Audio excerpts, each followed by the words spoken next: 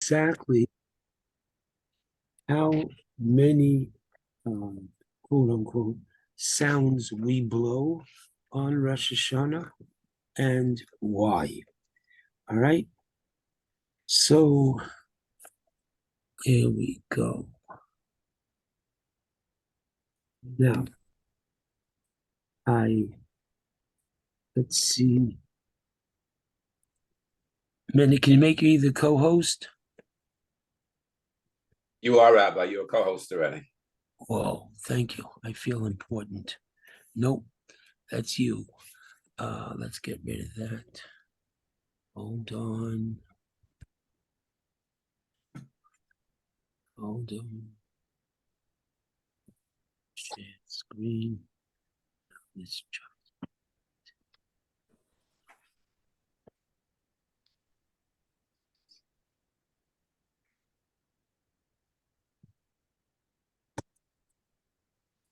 Okay, are you on my screen? I mean, can you? Yeah. Leviticus 23, you're on. Good. Okay, all right. So hopefully, we'll be able to see. I don't want to stop playing. Okay, so the Shulchan Aruch in Taf Kuf Tzadim, all right, in chapter 590 starts.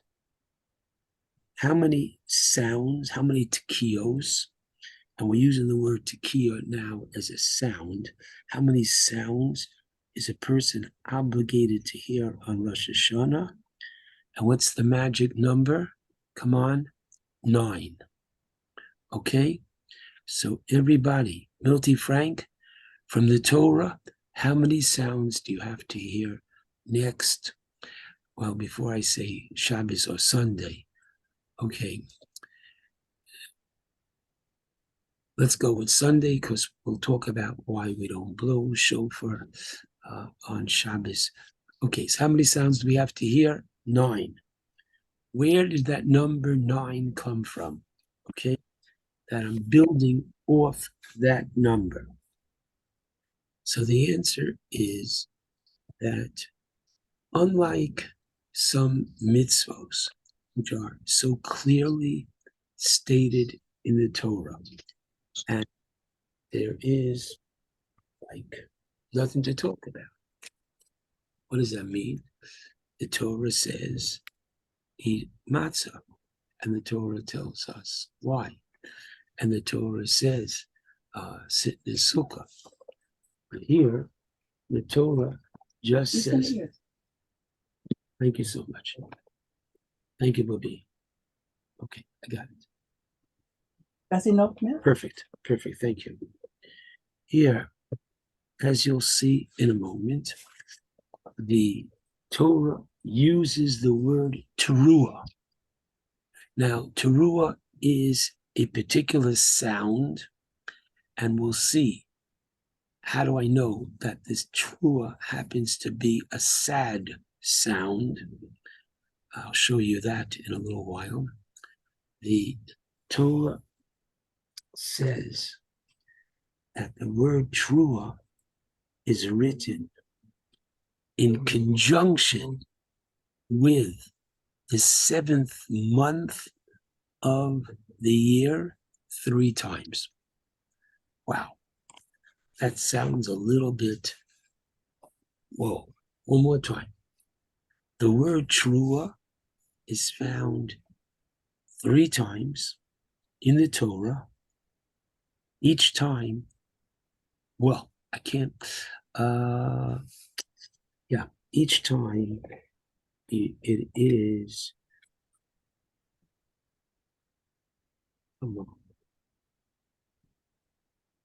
in conjunction with the 7th month. When it comes to Har Sinai, where the Torah says there was a shofar, kol shofar chazak ma'od, the word teruah is not at Har Sinai. Okay, so it doesn't play a role in this. And yes, the fact that the Torah specifically says that there was a shofar at Sinai, that has no effect on how many we blow. Might have an effect, if we have time, on why we're okay. Leave that alone for now. We start with the fact that the word trua is found 3 times. Let's take a look where they are.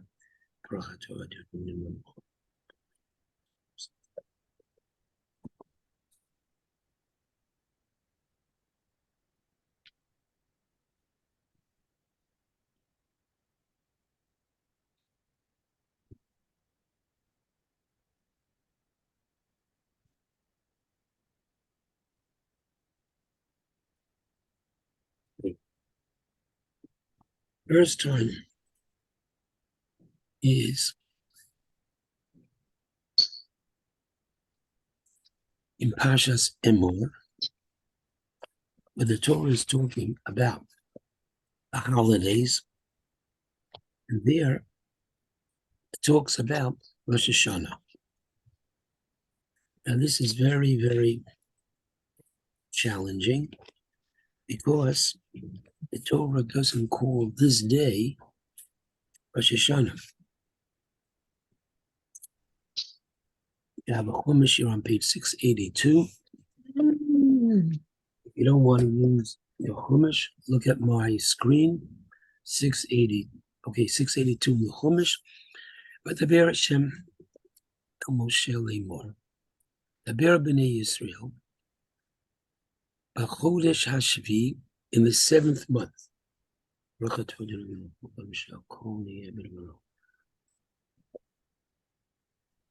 the 7th month, which is Tishrei. Now the names of the months are not found in the Torah. The names came later when we came back from the Babylonian exile. But we start counting with Nisan, because that is the first month. That's the month we left Egypt. Nisan is 1, Iyar is 2, Sivan is 3, Tammuz is 4, Av is 5, Elul, the month we're in now, is 6, Tishrei is 7. So, Chodesh Hashvi, in the 7th month, Be'echad LaChodesh, on the first day, on Rosh Chodesh, 7th month, which is Tishrei,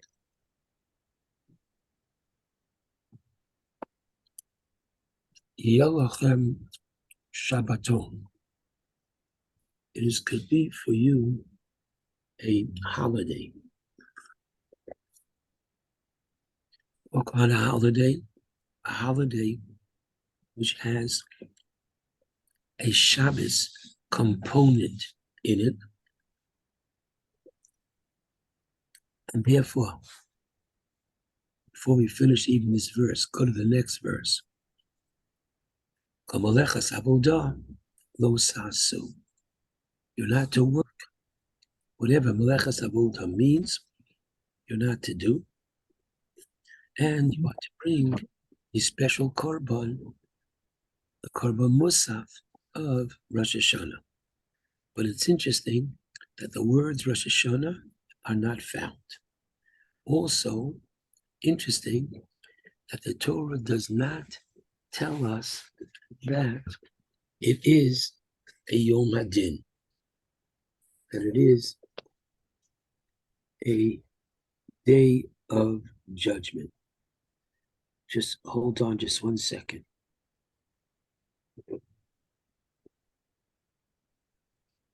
What?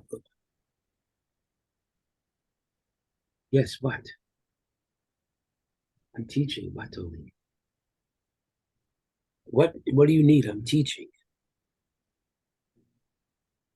Need the what? Okay, sorry. So here we go. But the Torah says, on this day, Zichron Trua. Now, what does that mean, Zichron? Come on, let's get into it. Zichron means, as from the word Zikaron, to remember. You are to remember the Trua. Now, the Trua, you take my word for it, is a blast. Okay? So he says a sacred occasion commemorated with loud blasts.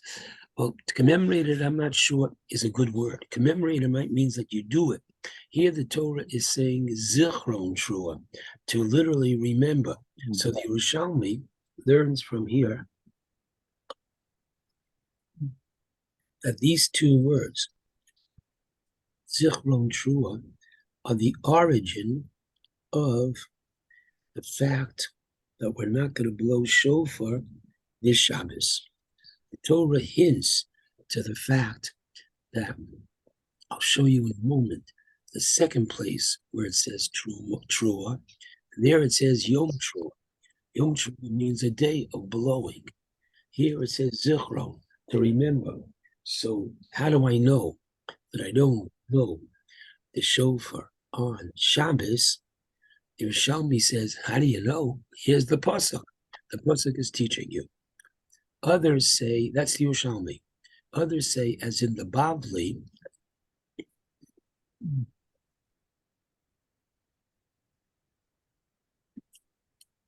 something very interesting. The Bavli says,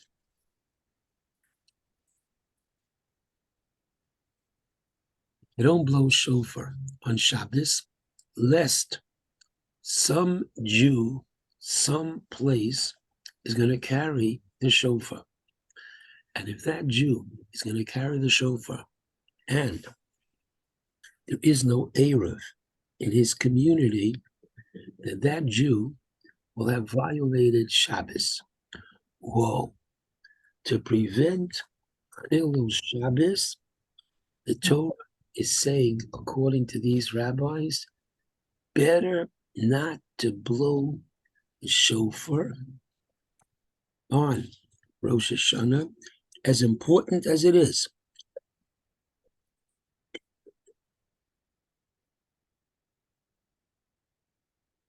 And believe me, it's very important. Rabbi, Yes. does the Lota say triumph over an Ashe?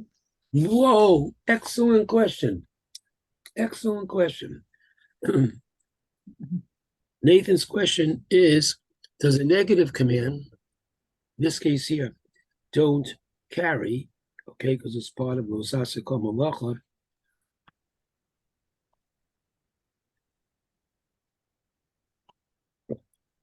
trump the assay of blowing shofar? The answer to your question is that Shabbos is not only a los assay, Shabbos is an assay as well.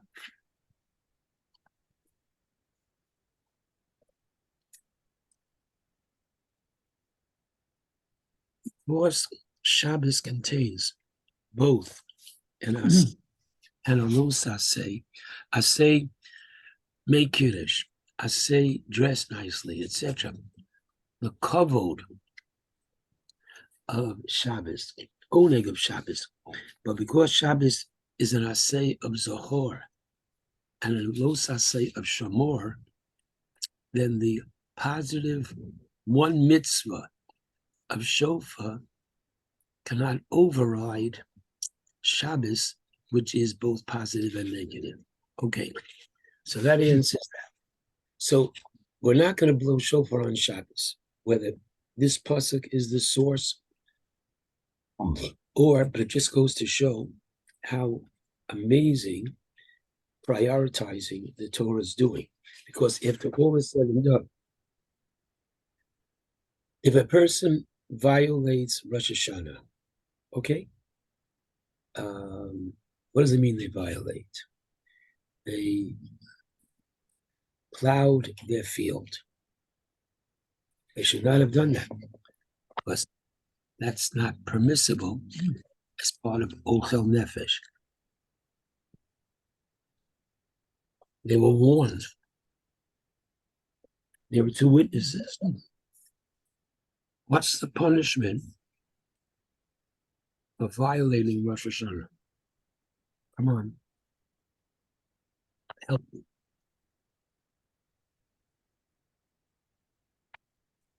The punishment for violating Rosh Hashanah is makos, lashes. Okay, I'm not saying lashes is pleasant, but no one dies from lashes. The punishment for violating Shabbos is death. So there's no question but that the stakes are so much higher when it comes to Shabbos, that Shabbos, quote, trumps Yom Tov. And important as the Yom Tov is, Rosh Hashanah, Shabbos wins out. We don't blow the shofar. Okay, so here's number one. The Torah says on the first day of the 7th month, B'chodesh HaShavi, good. Now here the words B'chodesh HaShavi are very necessary to tell me when Rosh Hashanah is without using the term. How I know it's a day of judgment, I think we discussed already, or we will discuss. Let's stick to our topic. So here you have Zichron Trua, the word Trua mentioned once. Now let's go to the book of Bamidbar, and let's try chapter 30. Where are we? Matos. Good. So here we are. Chapter 29. Here, 1 second. Here with me with so much last night. What's that? You terrified me last night. okay, what You remember? I'm not what you're bringing up with you. Oh Nathan, my okay. God. Yes. all right, just turn. Okay, we're up to chapter. Here goes. Second time.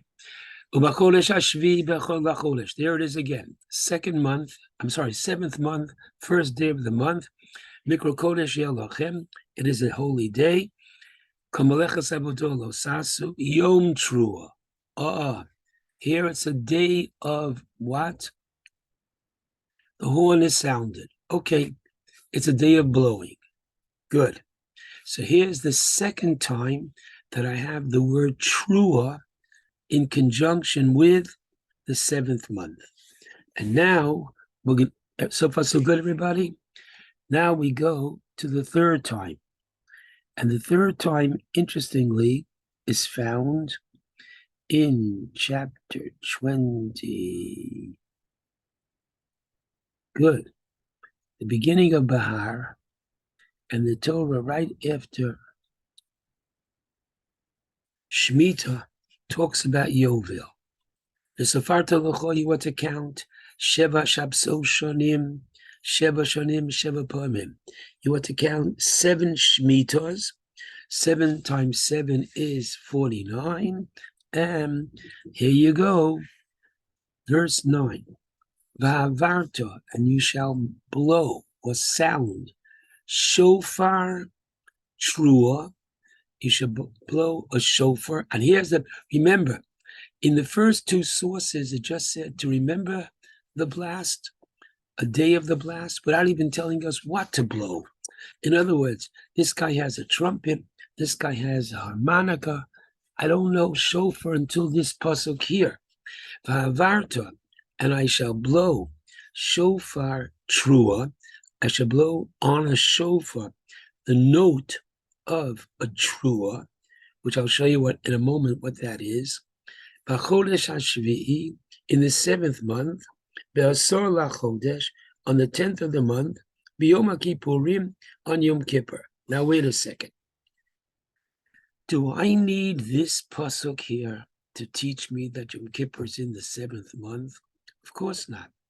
Go back to chapter 23 in Vayikra, And we saw where the Torah talked about Rosh Hashanah, immediately thereafter, the Torah says on the 10th day of the 7th month.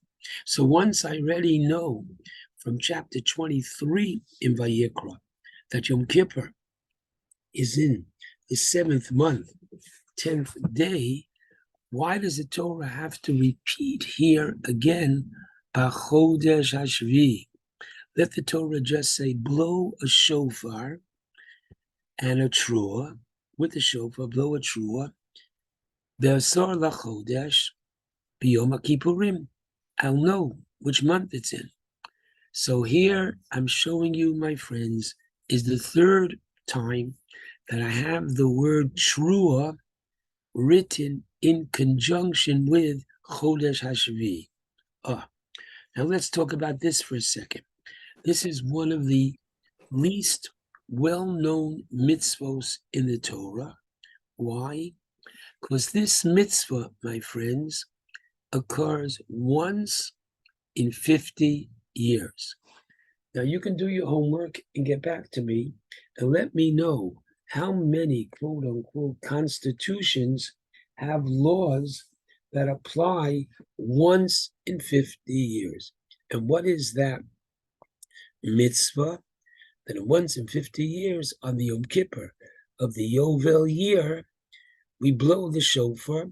And interestingly, if you think, some of you, that the break on Yom Kippur is just not long enough, wait, please God, till we get to the Yovel, Yom Kippur of the Yovel year, and the break is going to be smaller.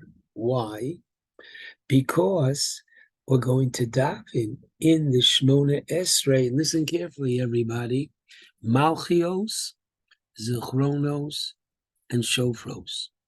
Again, Malchios, Zichronos, and Shofros are the three special additions that we add to the Shmona Esrei on Rosh Hashanah. And each section, Malchios, has 10 verses from Tanakh to substantiate the theme of this edition, that God is the King. There are 10 verses of Zichronos, that he remembers all and judges all. And there are 10 verses of Shofros that Hashem gave the Torah at Sinai and will blow the shofar when Mashiach comes. Okay, so these three sections, Malchios, Achronos, and Shofros, which makes the Musaf Shmona Esrei of Rosh Hashanah the longest Shmona Esrei of the year, these three sections will be added, come on, to the Musaf of Yom Kippur. All right? So the third place that I have Trua and Chodesh Hashvi is here, and therefore we start with 3. Since the Torah says the word Trua in the 7th month, and I know him to blow a Trua with a shofar, because all 3, meaning Rosh Hashanah and Yom Kippur, all 3 blowings are to be the same in terms of the instrument. I learned that out from the fact that I have this Gzeira Shava, this comparison. I now know I'm to blow 3 notes. Let's go on Rosh Hashanah. Now, let's work our way to 9. Here we go. We're going to the 10th chapter of Bamidbar, and I love this because the 10th chapter of Bamidbar talks about the horns that were silver horns that were made in the desert.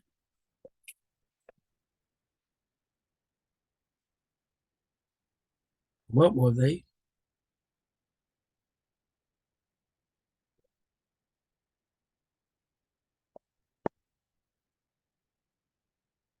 Public address system that they used in the desert.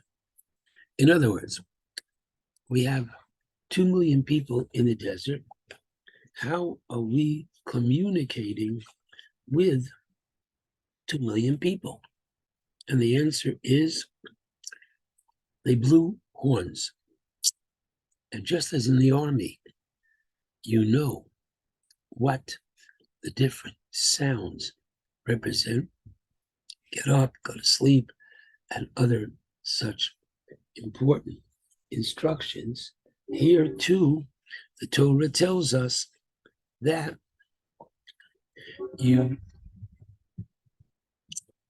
they blew in the desert. So I would have thought, very nice. What does blowing in the desert have to do with us today in 5,700 and almost 84? What does one have to do with the other? So the rabbis learn the following. Watch. If they blew one trua, right? So it was telling the people that we know there are 4 machanos, 4 camps. How did they know when it was time to move on? They blew a trua. So when they blew a trua, those who camped in the east, the 4 tribes who camped in the east, 3 tribes. 3 tribes that camped in the east, they traveled first. But look, my friends, at the first 2 words. We're getting there. Uskatem trua. What does the word uskatem mean? When you blow. But there's a little word in the big word, and that is tekiah. Uskatem is to blow, not just to blow the horn, but a particular sound. So the Torah is telling us that uskatem trua, whenever you blow a trua, the trua is to be preceded by a tekiah. Are you with me? Again, the word trua appears 3 times in the 7th month. Therefore, we're going to blow 3 trua. But now I learn that each trua is to be preceded by a tekiah. Okay?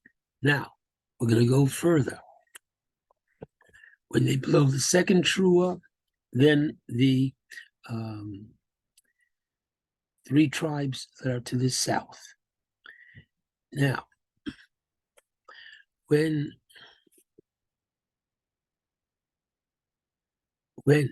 there's going to be a gathering of the entire nation, blow a tekiah and not a trua. Second. Oh, I missed it. When you blow the second one, Torah says those who are in the south, they go second. And the Torah says the last 2 words of that line, trua yisku. A trua is to be sounded. Now, wait a second. I really don't need those words because I know that when they blew the trua, they moved. Trua yisku teaches me, take a look, everybody, those last 2 words on the line, that after the trua, there is to be a tekiah. Whoa. So, from the previous verse, from 5 and 6, look together. 5 teaches me before the trua, there must be a tekiah. 6 teaches me that after a trua, there is to be a tekiah. So basically, if I have the word trua 3 times, then I'm blowing 9. Why? Because each trua needs a tekiah before and a tekiah after. So 3 truos equals 9. With me, everybody? Good. So now I know the magic number. All I have to hear are 9. So from the letter of the law, Rosh Hashanah morning at 9 o'clock, I'm going to hear one sound, 10 o'clock, another sound, etc. And for the next 8 hours consecutively, I'll hear another sound. At the end of the day, I've heard 9 sounds. And technically speaking, that would work. Okay?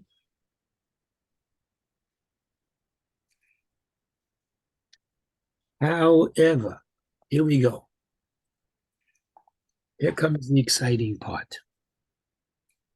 Let's define what the nature of these sounds are.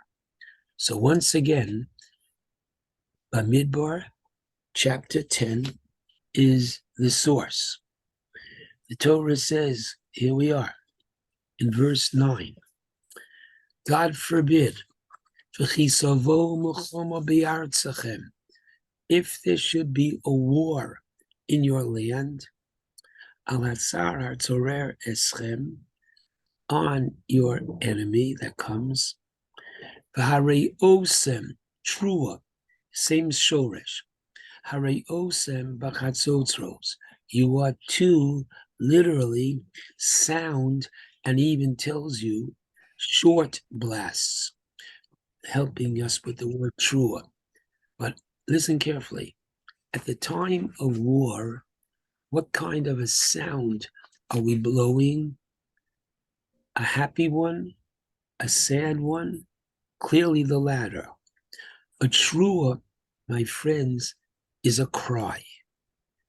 Bahari osem, at the time of war, there are casualties. At the time of war, there's damage. So you are to blow with the shofar, or here, in this case here, the chatzotzros, the horns, at the time of war, you are to blow a sad note. Good. And the Torah says, Viniskartem, which is a way of showing, well, I'll use a strong word, proving that, my friends, shofar is a prayer. Excuse me. Why am I mixing up the Baal Tefillah and the Baal Tokeah? I'm not. They're both doing the same thing. One of them is doing it with his mouth, and both using the mouth, but one of them is using an instrument, called a shofar, and shofar is prayer. Now, Mendy, just write down those 3 words. Shofar is prayer, and if I don't get to today, on Tuesday morning, you'll ask me to start to prove just that point, that shofar is prayer. Okay, let's get back over here. So tell me what kind of a note is a trua? The answer is sad. How do I know? Pasuk 9. Let's go to Pasuk 10. Uviyom simchaschem, on your happy days, moadechem, your holidays, Rosh Chodesh, uskatem, you blow a tekiah, accompanying your korbanos. So now I know that a tekiah is a happy note. How do I know that? Because what do you sound on your holidays? You sound happy. So a trua is sad, and a tekiah is happy. We're getting there. Okay, now, very, very interesting. You ready? The international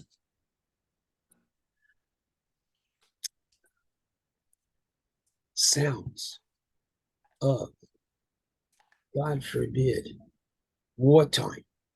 Take cover. So the take cover sound is a broken sound, almost like a cry. The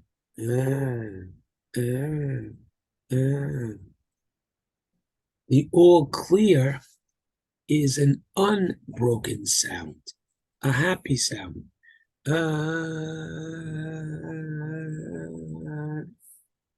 Guess what, Mendy? We had it first. That's it. And therefore, good morning, everybody. How do we get to 9? The word trua is found 3 times, like I showed you. Each trua is preceded and followed by a tekiah. Before we go any further, there's a beautiful message right here.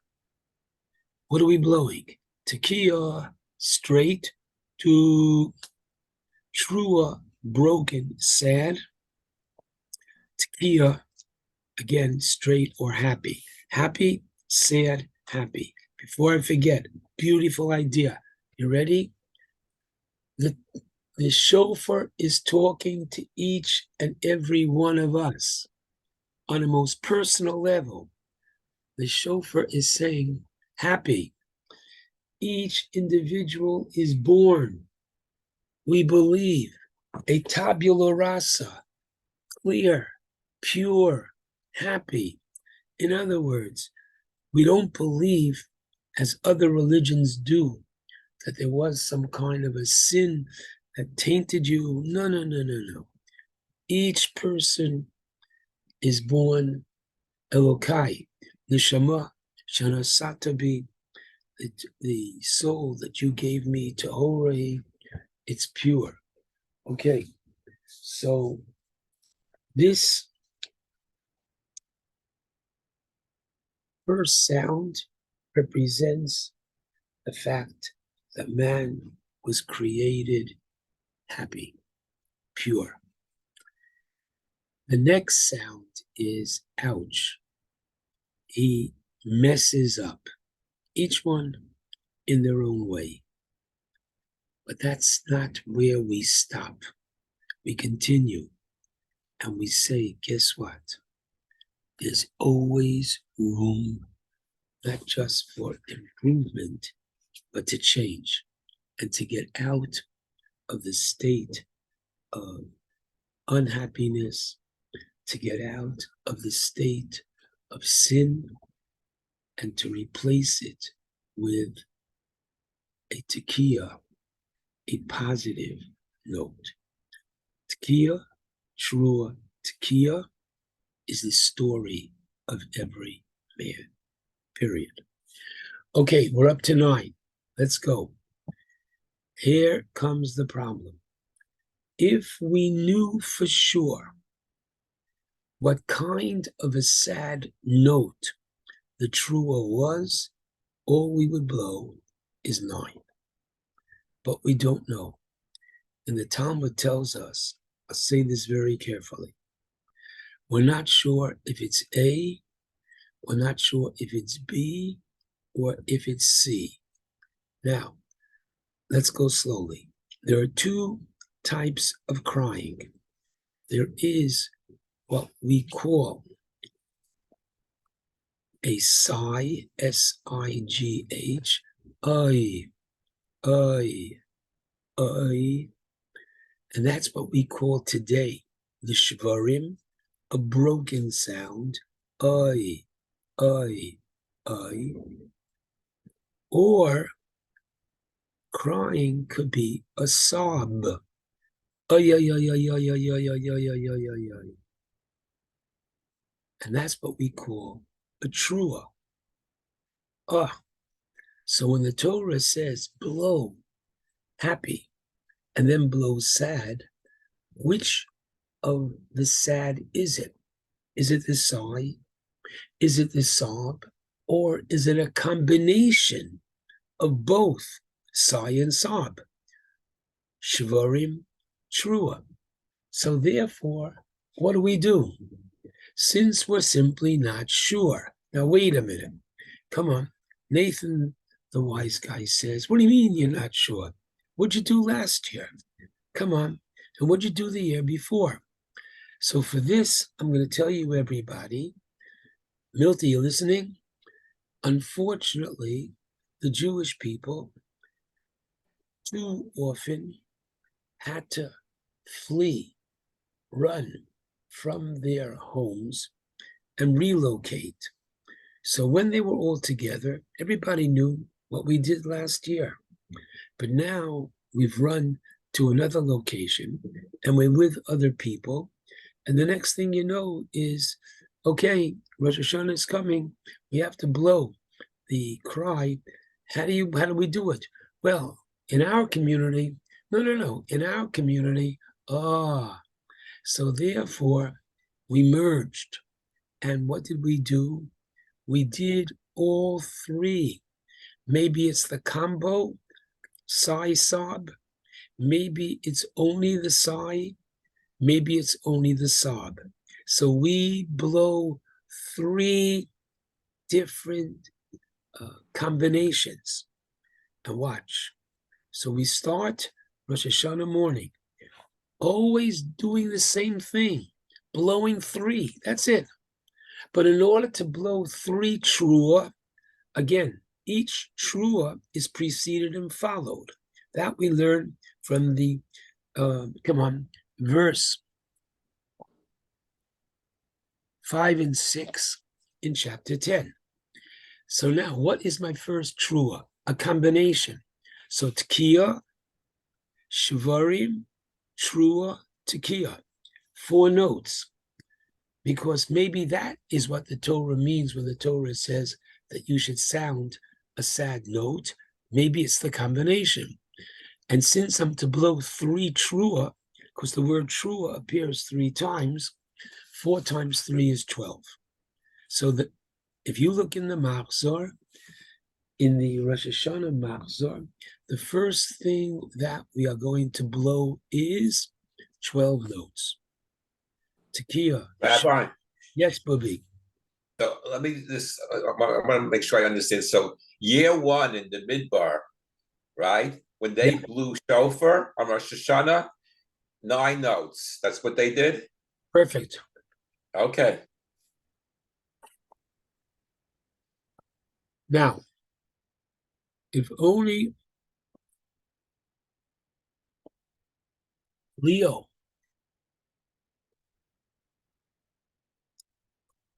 Bowski would return the video, we'd know for sure. Because truthfully, Mendy, I don't know. Did they observe Rosh Hashanah in the Midbar? I don't know. But if they did, correct, they would have blown just 9 because they knew exactly what, there was no doubt. Moshe knew exactly what a trua was. Okay. So first thing we blow is 12. The next thing we blow is 9. Because maybe the trua is only the sigh. So we blow tekiah, shvarim, tekiah. 3 times 3 is 9. And maybe, maybe it's not the sigh, but it is the sob. Which is what we call the trua. So that's 9. So 12 and 9 and 9 equals 30. So far, so good. We've reached 30 sounds on the shofar. Now, let's move. What we do today is we blow those 30 sounds before the Shmona Esrei, before Musaf. Now, this has an interesting historical basis. First of all, the Torah told us that we are to blow the shofar, remember, in fourth book,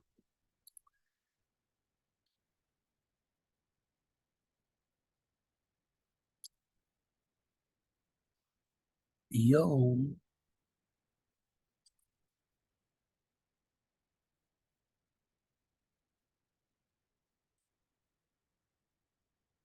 the seventh month of the first day, it is to be a Yom True, a day of true. So when do I blow? Anytime you want. Anytime you want. Usually you would say, do it first thing in the morning. Okay. But we don't. Why don't we blow the shofar at Shacharis? So the truth is, just give me a minute, everybody. I want to crawl under my desk. Why are you crawling under your desk? Shh. Nothing has changed. What does that mean? I would have thought, like everybody, excuse me, the mitzvah of shofar comes once a year. If it comes once a year, so am I going to sleep, forgive me, a little later on this day? Or am I getting up early because I can't wait to fulfill the mitzvah that is being done once a year? So nothing's changed. More people are in shul at Musaf time than they are in shul at Shachris. That's it. That's the whole Torah. That's why we blow the shofar at Musaf and not at Shachris. A practical answer. Okay. So now that I want more people to hear, there are those people that just can't stay in shul that long. And from the letter of the law, if you're going to press me, the prayers, according to most, even though we can talk about this, make a note on Tuesday morning, what's biblical, what's rabbinic.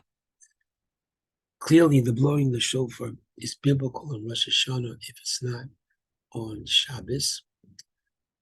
So the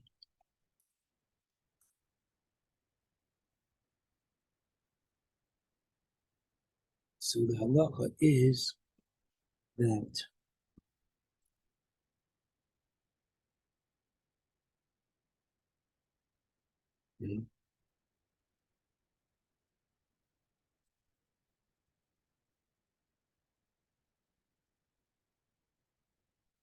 halacha is that they came to shul right before Musaf and they blew. Now, interestingly, these 30 sounds are called Tekios de Miyushav. Miyushav from the Hebrew word shave, to sit. These are called sitting kolos. Why? Because from the letter of the law, you could sit. So first of all, if someone has bad back, a bad leg, and they need to sit, they certainly could sit for these first 30. People stand, we're anxious. People, we're excited, so we stand out of kavod for the mitzvah. But from the letter of the law, you can sit for these first 30. This is in contrast to the second 30, listen carefully, which accompany the repetition of the Shmona Esrei, where after each of the sections, I blow 10 kolos.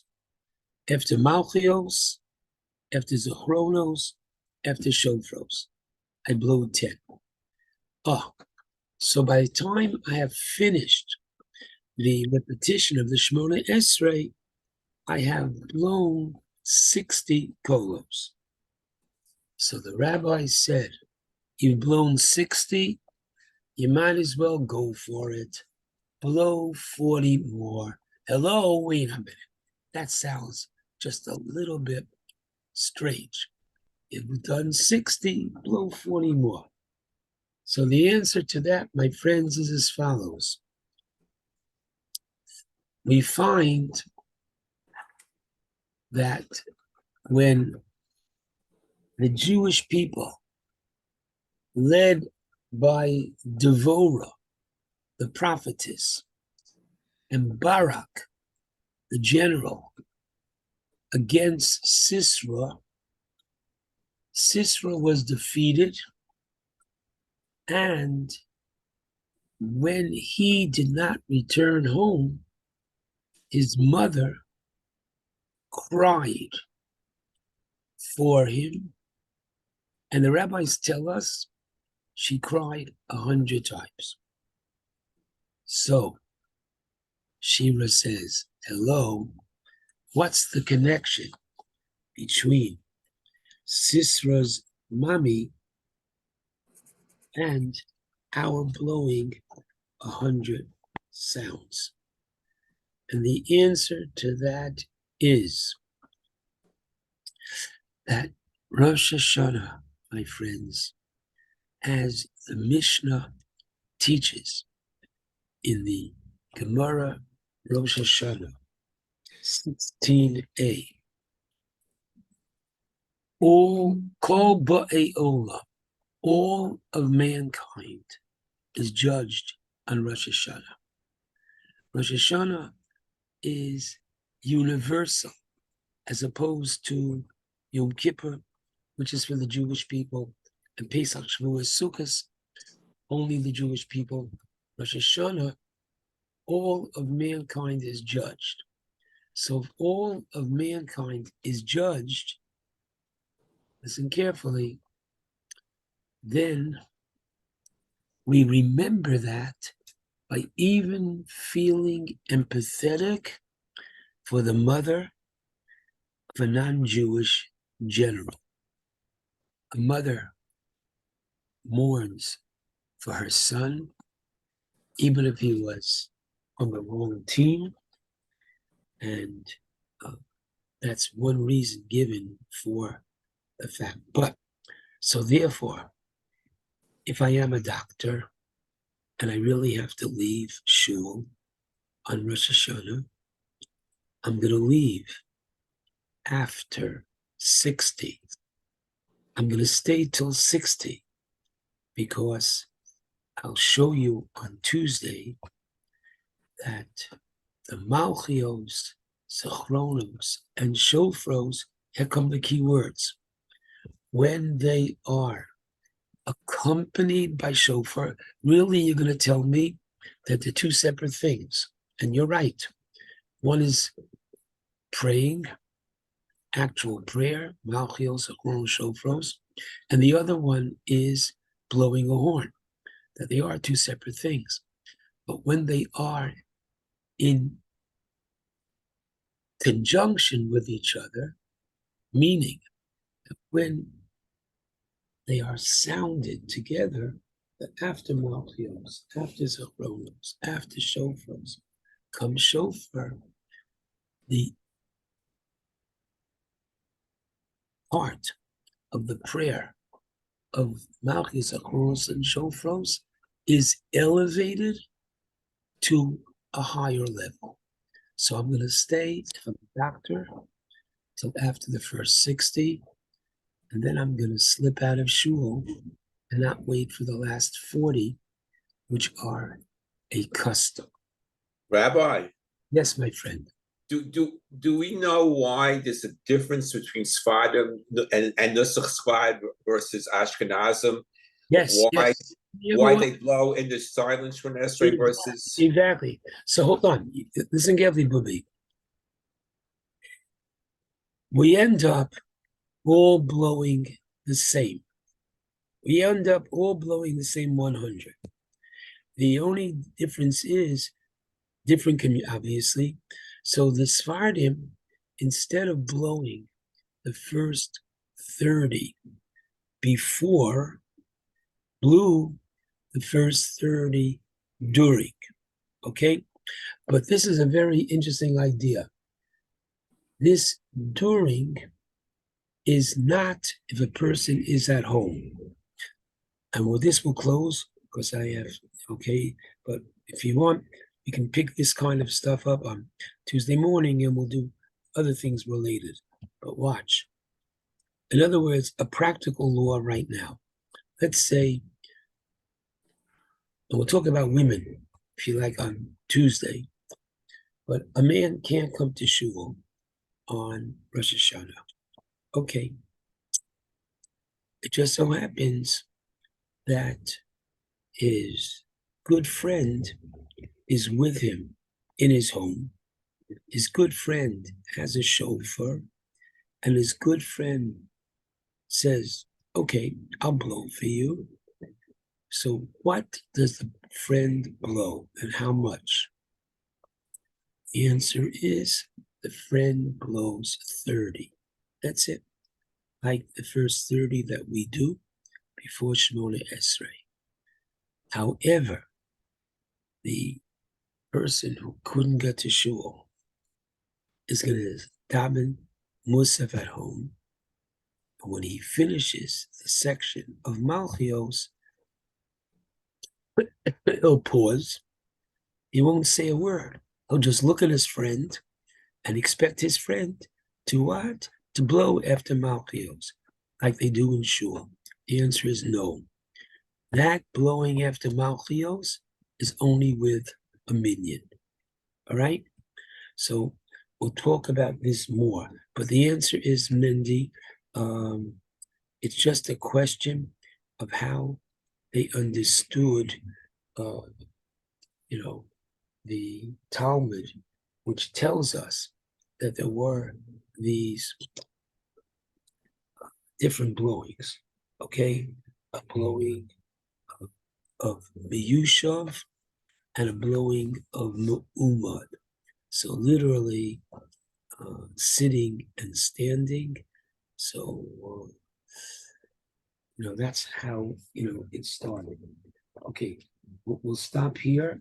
And if you want, Lena, there, I will, pick this up on Tuesday morning.